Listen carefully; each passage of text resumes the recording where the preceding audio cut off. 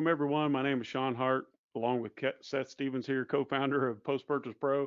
We're hanging out with Tim Jordan. Hey, Tim, thanks for joining us on the call. And Tim, I just wanted to real quick pick your brain about. I mean, I know that you're out and about in our community. You're out there in the industry, meeting people, shaking babies and kissing hands, like you say. And I just wanted to get your take real quick on the importance of building a real customer list, and not just a list of transactions, Tim. I'm talking more a list of real buyers who already know, like, and trust your brand that you can do more business with. Because Seth and I are all about creating a relationship, nurturing the relationship, and then profiting from that relationship. What say you, Tim of House Jordan? Yeah, when you think about the actual success of selling on e-commerce, I think that you start off with marketplaces. All right, Amazon and Walmart build a ton of infrastructure for us that makes it easy to get started. Best place to get started by far. But all of those customers are still Amazon's. And there's a tremendous value to having that. But long term, you need to start acquiring the customers for yourself. The example that I use is if I get in my car right now and I go over to Walmart and I pick up something off the shelf and I buy it. I'm buying that product, but I'm only Walmart's customer, right? But if I go to a brick and mortar store for that specific brand, then they're acquiring me as a customer. And the only way to use the traffic and the existing sales from a marketplace like Amazon or Walmart to become our customers is to acquire them by putting them in some sort of list or some sort of funnel. That way we can start to, one, become less dependent on that marketplace, right? We're not sitting on that one-legged stool, as I like to say, but also we can increase the lifetime value of that customer. Everybody right now in the marketplace game is talking about how expensive cost per clicks are getting and customer acquisition cost. But if we can follow up with those customers and create an ability to acquire them to resell or to upsell, then that cost per acquisition becomes less and less important because the lifetime value of that customer goes up substantially. And unless we acquire those customers in some sort of list, whether it's through cookies or emails or phone numbers or something, we're kind of hamstrung in our ability to do that.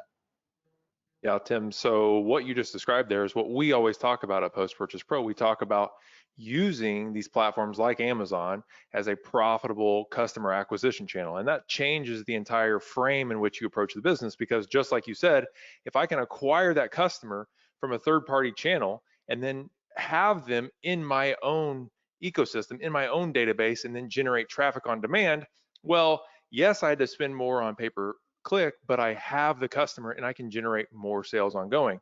So what are you seeing out there right now as far as sellers who are winning, approaching the game like the third-party platform like Amazon is a customer acquisition channel, but that happens to be profitable?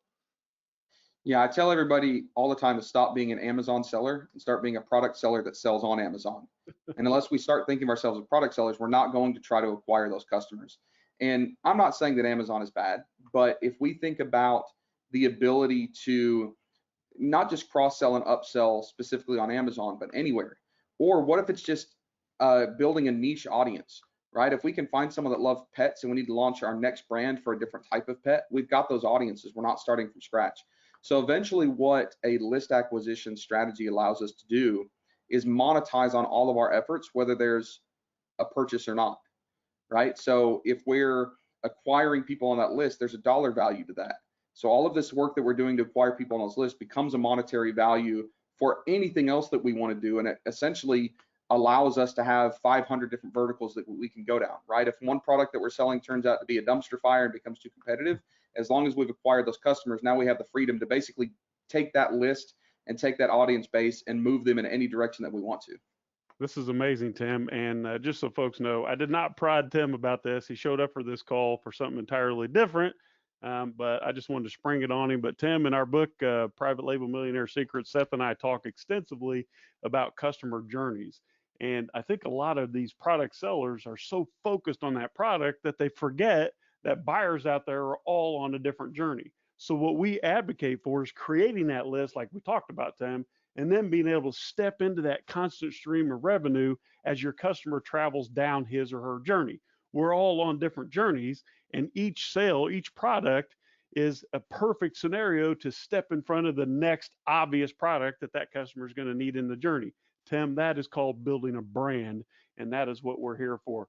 We're not the end all be all for any e-commerce seller, but along with PPC ads, email marketing, and chatbot marketing and SMS marketing. We need to do a little bit of all of these. But Tim, when we own the asset, it's like paying for sponsored ads one time and being able to reap the rewards of that traffic forever without ever paying again. And that's why it's so important. Any last words of advice for list building, Tim? I think that people need to have patience. When it comes to building a list, it's easy to look after 2 or 3 weeks and say, I'm not getting anything out of this. But remember that we're playing chess, not checkers. And when you're building a long-term sustainable business, it might not seem like immediate wins in 1, 2, or 3 weeks, but you're building a foundation that's going to last you potentially decades. So don't get frustrated. Have some patience. The foundations that you're building now by doing things the right way are going to last a long time.